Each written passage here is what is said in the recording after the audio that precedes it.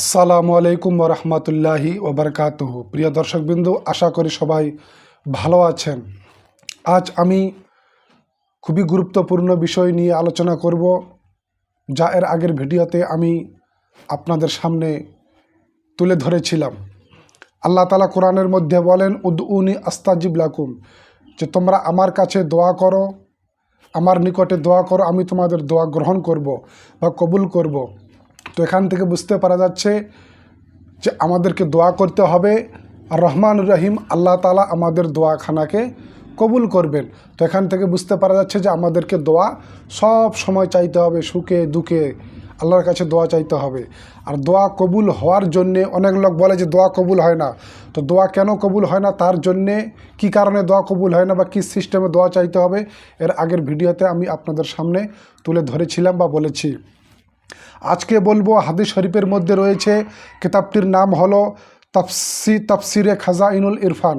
এই কিতাবের মধ্যে স্পষ্ট ভাষায় লিপিবদ্ধ রয়েছে যে দোয়ার রাস্তা বা শাখা পোশাখা হলো তিনটা। অর্থাৎ আপনি যে উদ্দেশ্য নিয়ে দোয়া করছেন, আল্লাহ আমাকে ধন দৌলত দিও, বা আল্লাহ আমার এই পেরেশানিটাকে দূর করে দিও, বা আল্লাহ আমার এই দুঃখ বেদনাটাকে দূর করে দিও, বা আল্লাহ আমাকে রোগ ব্যাধি থেকে মুক্ত করে দাও, বা আমার রোগকে অসুখ বিসুখকে ভালো করে দাও। আপনি যে উদ্দেশ্য নিয়ে দোয়া করলেন, হয় আল্লাহ তাআলা আপনার মনের উদ্দেশ্যটাকে পূরণ করবেন, নচেত তার পরিবর্তে আল্লাহ তাআলা আপনার জীবনের সমস্ত গুনাহ খাতাকে মাফ করে দিবেন। এটাও যদি না করেন, তো তার পরিবর্তে ওই যে দোয়া করলেন, এই দোয়াটাকে সুন্দর করে যত্ন সহকারে আল্লাহ রহমানুর রহিম রেখে দিবেন। কাল হাসরের মাঠে যখন আপনি তাড়পাবেন, একটা নেকির জন্য ছুটাছুটি করবেন, চতুর্দিকে যাবে, কেউ যখন দিবে না আপনাকে নেকি, তখন সুবহানাল্লাহ, এই যে দোয়া আপনি করলেন পৃথিবীর মধ্যে, এই দোয়া সেই দিনে ওই দিনে কাজে চলে আসবে। সুবহানাল্লাহ। তাহলে দোয়া করা ছাড়লে চলবে না। আমাদের দোয়া কবুল হয়, হয় যা চাইলেন আল্লাহ তাই দিবে, না হয় তার পরিবর্তে আপনার জীবনের সমস্ত গুনাহ খাতাকে মাফ করে দিবেন, আর না হয় এই দোয়াটাকে সুন্দরভাবে রেখে দিবেন যে হাসরের মাঠে আপনার কাজে আসবে। সুবহানাল্লাহ। তাহলে এখান থেকে বুঝতে পারা গেল যে আমাদেরকে সব সময় সুখে দুঃখে আল্লাহর কাছে দোয়া চাইতে হবে। আর দোয়া এমন একটা জিনিস যে দোয়া করলে আপনার তাকদীর কিসমত পর্যন্ত পাল্টে যেতে পারে। এবার আসুন, আরেকটি কারণ দোয়া কবুল না হওয়ার কারণ হলো, এক বিখ্যাত সাহাবী হজরতে ইয়াহিয়া বিন সাঈদ রাদিয়াল্লাহু তাআলা আনহু আল্লাহ তাআলাকে স্বপ্নের মাধ্যমে দেখলেন, আর স্বপ্নকে বলেন, আল্লাহ গো, আমি দোয়া করি, তুমি আমার দোয়াকে গ্রহণ কবুল কেন করো না? তখন আল্লাহ তাআলা স্বপ্নের মাধ্যমে বললেন যে, ইয়াহিয়া, আমার প্রিয়তম বান্দা, শুনো, আমি তোমাকে খুবই ভালোবাসি, তোমার আওয়াজকে আমি খুবই ভালোবাসি, অর্থাৎ আমি তোমাকে খুবই ভালোবাসি।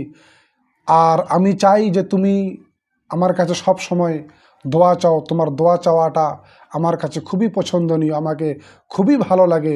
এই জন্য আমি তোমার মনের আশাকে পূরণ হতে দেই না। পূরণ যদি হয়ে যায়, হয়তো তুমি দোয়া করা ছেড়ে দিবে, আর তুমি চাইবে না আমার কাছে। এই কারণে আমি তোমার মনের আশাকে পুরা করি না, আর তুমি বারবার আমার কাছে দোয়া করো, আমাকে খুবই ভালো লাগে। সুবহানাল্লাহ। তো দোয়া আপনি করছেন, দোয়া যদি কবুল না হয়, তো মনের মধ্যে দুঃখ বেদনা কখনোই নেবেন না, মন কখনোই খারাপ করবেন না। দোয়া করতেই থাকবেন। দোয়া এমন একটা জিনিস, হাদিস শরীফের মধ্যে রয়েছে, আর দোয়া ও মুখল ইবাদত, দোয়া হলো ইবাদতের মগজ, মেন পয়েন্ট। সুবহানাল্লাহ। দোয়া করতে হবে। দোয়া করলে আপনার তাকদীর কিসমত, আপনার ভাগ্য পাল্টে যেতে পারে ইনশাআল্লাহ। দোয়া করতে থাকবেন। এই দোয়ার কারণে আপনি অনেক বালা মুসিবত থেকে বেঁচে থাকবেন। আপনি নিজের জন্য দোয়া করবেন এবং সবারই জন্য দোয়া করবেন। আবু দাউদ শরীফের হাদিস, যে ব্যক্তি অন্যের জন্য দোয়া করলো, ফেরেশতারা তার জন্য দোয়া করেন। সুবহানাল্লাহ। বুঝতে পারলেন? যে ব্যক্তি অন্যের জন্য দোয়া করেন, তো রহমতের ফেরেশতারা তার জন্য দোয়া করেন। তো আপনি দোয়া করছেন নিজের জন্যে, তো আপনার দোয়া কবুল হতেও পারে, না পারে, কিন্তু আপনি যখন অন্যজনের জন্য দোয়া করবেন, তো আল্লাহ তাআলা সঙ্গে সঙ্গে ফেরেশতাকে হুকুম করবেন যে, হে ফেরেশতা, আমার বান্দা অন্যদের দুঃখ বেদনা বুঝে, অন্যদের বিপদ আপদে দোয়া করে, হে ফেরেশতারা, তোমরা আমার এই বান্দার জন্য দোয়া করো, সুবহানাল্লাহ। আর ফেরেশতা যদি দোয়া করে তো অবশ্যই দোয়া কবুল হবে। তাই আপনাদেরকে বলি, সব সময় দোয়া করতে থাকবেন। ইনশাআল্লাহ এই দুনিয়াতেও কামিয়াব হয়ে যাবেন, আখেরাতেও আপনি কামিয়াব হয়ে যাবেন। আসসালামু আলাইকুম ওয়া রাহমাতুল্লাহি ওয়া বারাকাতুহু।